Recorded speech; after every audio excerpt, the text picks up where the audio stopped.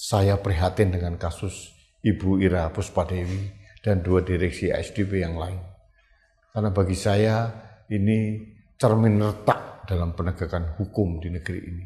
Mudah-mudahan sekali lagi Presiden Prabowo tergerak hatinya untuk meluruskan penegakan hukum ini dan memberikan abolisi kepada Ibu Ira Puspadewi dan 2 direksi ASDP yang lain karena mereka tidak terbukti memperkaya diri sendiri dan justru keputusan strategik bisnis yang dilakukan pada waktu ketiga orang ini di ASDP jelas-jelas menguntungkan ASDP dan fungsi ASDP itu adalah merajut Indonesia dalam arti yang sebenarnya.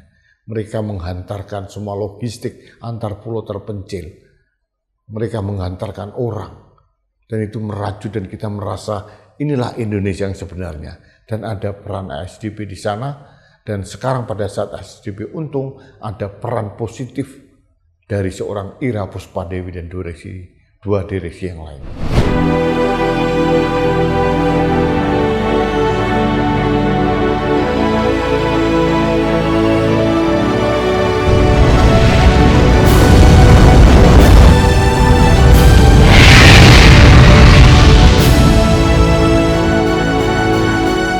Halo sahabat Indonesia, kita bertemu kembali dalam Opini Rudy edisi hari Senin 24 November 2025. Sahabat Indonesia, mungkin Anda sudah mengikuti berita tentang divonisnya mantan Dirut ASDP. ASDP itu adalah PT atau BUMN Angkutan Sungai, Danau dan Penyeberangan.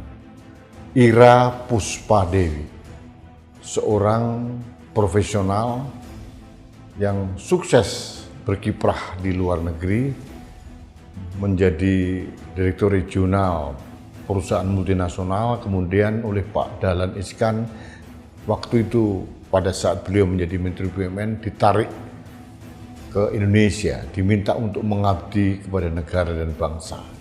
Awalnya di PT Pos Indonesia, kemudian setelah itu menjadi Dirut PT ASDP, Angkutan Sungai dan Penyeberangan, Danau dan Penyeberangan, itu penting. Nah, Ira Puspadewi divonis 4,5 tahun penjara dan denda 500 juta. Untuk kesalahan apa? Inilah yang menjadi polemik publik dan menjadi perhatian luas. Tidak ada korupsi yang ditemukan dalam semua kasus yang ditujukan kepada Ira Puspadewi dan 2 direksi ASDP yang lain. Tidak ada 1 rupiah pun, 1 sen pun uang yang mengalir kepada Ira Puspadewi dan 2 direksi yang lain, tapi dianggap lalai melakukan kebijakan yang merugikan negara. Ini sangat debatable. Kalau kita membaca kasusnya dengan seksama, pada saat Ira Puspadewi dan 2 direksi yang lain mengakuisisi PT Jembatan Nusantara atau JN sebesar 1,2 triliun karena memiliki jaringan kapal komersial 53, ini untuk memperkuat armada dari PT ASDP sehingga bisa melayani masyarakat sehingga subsidi silang itu berjalan dengan baik. Karena menurut Ira bahwa proyek penyeberangan di daerah 3T, terdepan, terluar, dan tertinggal, selama ini selalu rugi dan memerlukan subsidi dari penyeberangan-penyeberangan yang menguntungkan. Dan ini terbukti. Selama ini PT ASDP selalu merugi atau bisa dikatakan mati suri. Di tangan Ira Puspadewi meraih keuntungan yang sangat signifikan, hampir 600 miliar. Ini luar biasa. Lalu mengapa Ira Puspadewi ditersangkakan lalu kemudian dipidanakan? Hanya melakukan kebijakan. Apakah kebijakan itu bisa dipidana seperti itu? Apalagi secara objektif kebijakan itu menguntungkan korporasi yaitu BUMN, PT ASDP, dan tidak ada mens rea, niat jahat dari Ira Puspadewi dan dua direksi yang lain untuk menguntungkan diri sendiri. Kalau dasarnya hanya kebijakan yang dianggap salah, salahnya di mana? Bagaimana akuisisi PTJN tahun 2022 itu dianggap salah, wong kenyataannya akhirnya menimbulkan keuntungan bagi korporasi SDP. Ini yang membuat logika publik itu tercapik-capik dengan penegakan hukum di Indonesia. Kasus Ira Puspadewi mirip dengan Tom Lembong. Tidak ada mens rea, tidak ada uang yang mengalir buat dirinya, dianggap menguntungkan korporasi yang lain. Pertanyaannya, korporasi lain ini apakah benar-benar mendapatkan untung? Lalu apakah itu dampaknya positif atau negatif kepada BUMN kita? Ternyata pada kasus Tom Lembong itu bisa menekan harga gula sehingga tidak ada lonjakan kenaikan harga. Dan di Ira Puspadewi pun sama. Malah justru PT SDP untung. Lalu salahnya di mana? Kalau kebijakan profesional dalam korporasi BUMN itu dianggap salah kemudian dipidanakan, bagaimana dengan kasus bus kereta cepat? Kebijakan Presiden Jokowi yang ternyata merugikan negara, yang ternyata itu proyek rugi, tidak ada yang menyentuh. Bagaimana dengan IKN yang katanya ada investasi sekian ratus atau ribu investor, ternyata zonk, semua digunakan dana APBN di sana.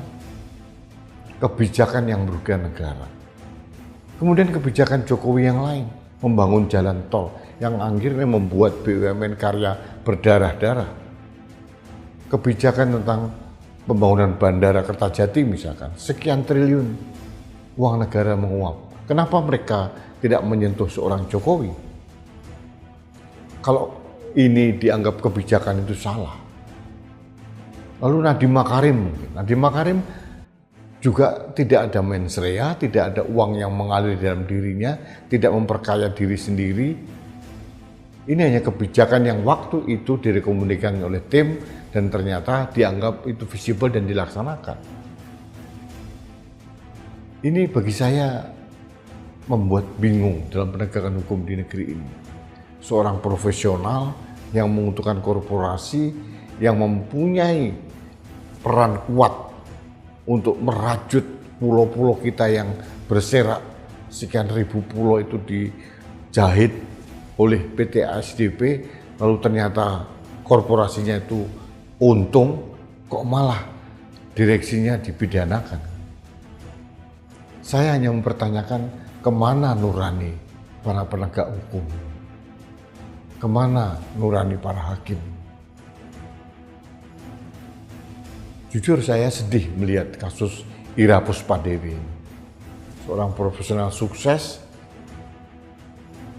kemudian ditarik dan terpanggil untuk mengabdi pada negara, akhirnya justru dikurung oleh negara. Ini menjadi presiden buruk bagi profesional Indonesia yang berkarya di luar negeri. Para diaspora itu akan berpikir sejuta kali lagi kalau diminta untuk mengabdi, kalau akhirnya ujungnya kebijakan progresif, kebijakan akuisisi, kebijakan strategi bisnis itu akhirnya dipidanakan. Kita perlu menjelajah ulang tentang pengertian korupsi seperti apa. Di sisi lain kita melihat korupsi yang lain berserak didiamkan begitu saja. Kalau kita mengacu lagi kasus Hambalang, ada Wisma Atlet yang mangkrak dengan nilai sekian triliun di zaman era Pak SBY. Apakah itu dianggap kebijakan salah? Lalu kenapa tidak diusut kasusnya? Jadi antara Ira Puspadewi dan para presiden yang dianggap salah, yang proyeknya itu mangkrak, itu seakan-akan mengatakan dengan jelas tidak ada kesamaan di muka hukum di negeri ini. Equality before the law itu hanya slogan. Saya sedih sebetulnya, termasuk saya sendiri. Saya tidak mempunyai kepentingan apa-apa, tidak mempunyai kepentingan jabatan apa-apa, menyuarakan ada potensi maladministrasi pengelolaan aset negara, justru saya juga dipidanakan juga, ditersangkakan juga. Tidak ada mensrea apa-apa, tidak ada keuntungan apa-apa, tidak ada intensi apa-apa kecuali saya ingin menyelamatkan Indonesia. Mungkin kasus saya kecil dibandingkan Tom Lembong, Ira Puspadewi, Nadiem Makarim dan sebagainya. Tapi itu adalah cermin retak dalam penegakan hukum kita. Jadi sahabat Indonesia, mari kita bersuara. Terus bersuara, tidak pernah lelah untuk bersuara, untuk menyuarakan semua anomali dalam penegakan hukum di negeri ini. Saya berharap Presiden Prabowo mempunyai kemuliaan hati yang sama pada saat beliau memberikan abolisi kepada Tom Lembong, memberikan amnesti kepada Hasto Kristianto yang jelas-jelas itu adalah politisasi dan kriminalisasi. Mudah-mudahan Presiden Prabowo juga tergerak untuk memberikan abolisi kepada Ira Puspadewi dan 2 direksi ASDP yang lain. Kalau ini dibiarkan berlanjutkan, ini akan menjadi presiden buruk dalam pengelolaan korporasi di Indonesia. Para direksi BUMN akan bermain aman, tidak mau mengambil risiko apapun, padahal risiko itu ada 2 pilihannya. Yang akhirnya sukses menguntungkan, atau mungkin karena sesuatu di luar jangkauannya akhirnya merugi. Ini adalah kebijakan biasa, kebijakan strategi korporasi. Kenapa harus dipidanakan? Yang jelas-jelas tidak ada unsur memperkaya diri sendiri. Jadi sahabat Indonesia, saya prihatin dengan kasus Ibu Ira Puspadewi dan 2 direksi ASDP yang lain. Karena bagi saya ini cermin retak dalam penegakan hukum di negeri ini.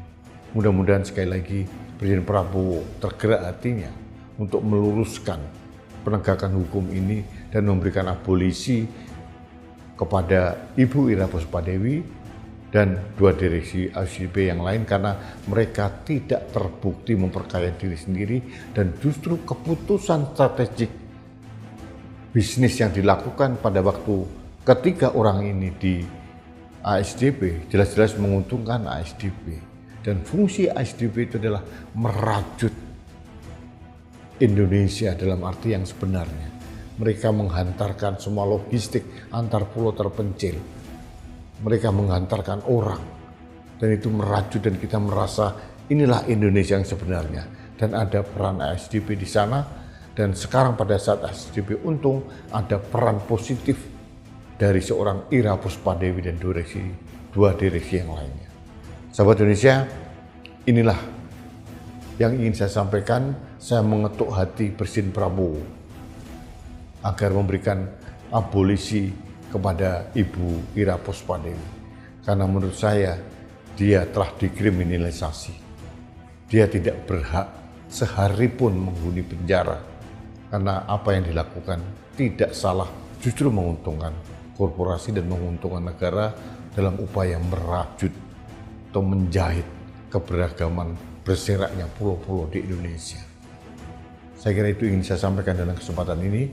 Mudah-mudahan suara saya yang lirih ini dari rakyat kecil itu didengarkan oleh Presiden Prabowo Subianto. Terima kasih. Kita bertemu kembali dalam Opini Rudy selanjutnya. Sampai jumpa.